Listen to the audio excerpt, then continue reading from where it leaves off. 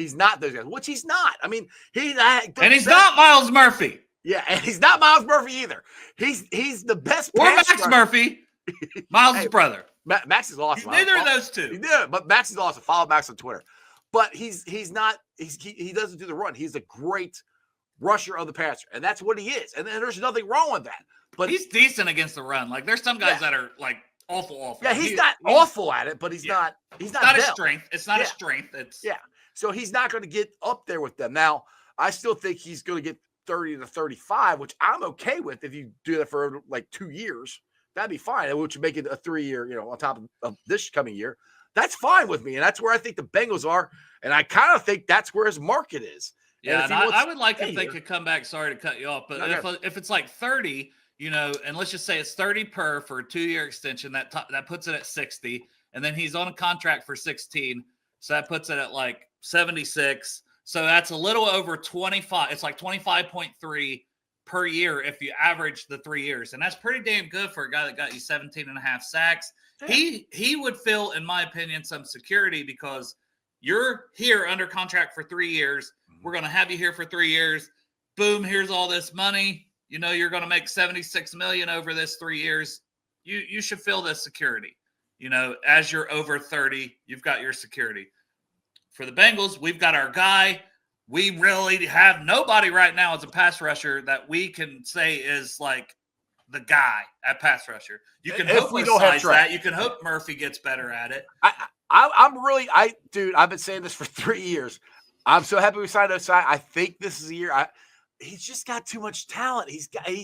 And I'm not saying he's going to be. He came on at the end of the year. He could be a rotation. But if we can get something more out of him and something out of Miles Murphy, which I think we can, I don't know. But I still want enough. I still want somebody else.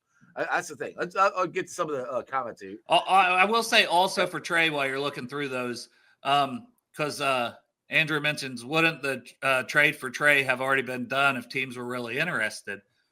I mean, I think so, right? Because look at all the guys that flew off the market, and a bunch of them went to teams that we were connecting specifically with TREY. Like Atlanta just signed Floyd that got released. They snatched him up quick. But all these teams, Arizona, that's where I go back. Most Bears signed Odeyingbo. Like there's a bunch of guys that. But that's where I go back to where the agent said that they get a first-round pick. Maybe they weren't willing to give up a first-round pick, and the Bengals like, well, we're not giving them up unless you give us a first-round pick. Because the Bengals don't have – just because they come to the TREY and his agent come to an agreement with the teams doesn't mean the Bengals have to. And we know the Bengals are stubborn. If they are like, all right, you said you can get us a first-round pick, which, I can totally see them doing this. So that's the only thing for me. That's where I think it might be stalling, and that's where I'm getting hope that it might come back. Let me get to Ryan's comment here. What we were talking about earlier with Jenkins. So funny thing about Jenkins is if we would have drafted him instead of Carmen, we'd be watching him leave via free agency now, and we have a chance to win before a Super Bowl run.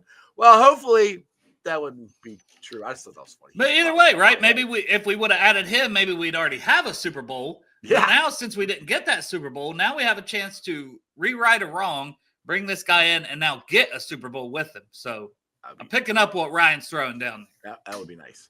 Bo here, pretty much same defense as last year after Tobin said it wouldn't be just load up on offense and try to outscore everyone. Give me Genty round 1, wide receiver, tight end round 2, score 40 points every weekend.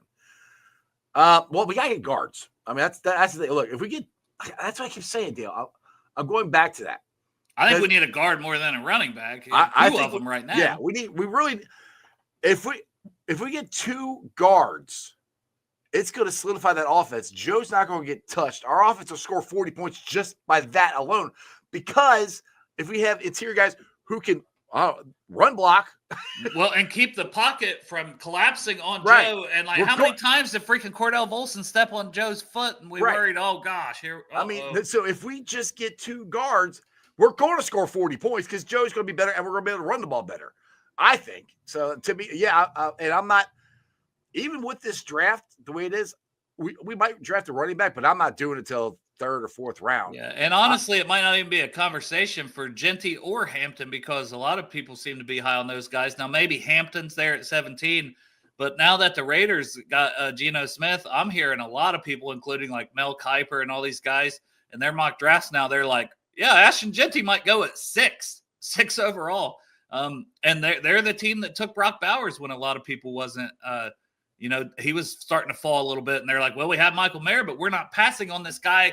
And Brock Bowers like fourth on my board, so I understood why you still take a guy that high, even if the positional value isn't there. And I think the Raiders, they did it last year and had success, that it makes sense for them to double down, and they need a running back. So I could see them taking Genty at 6.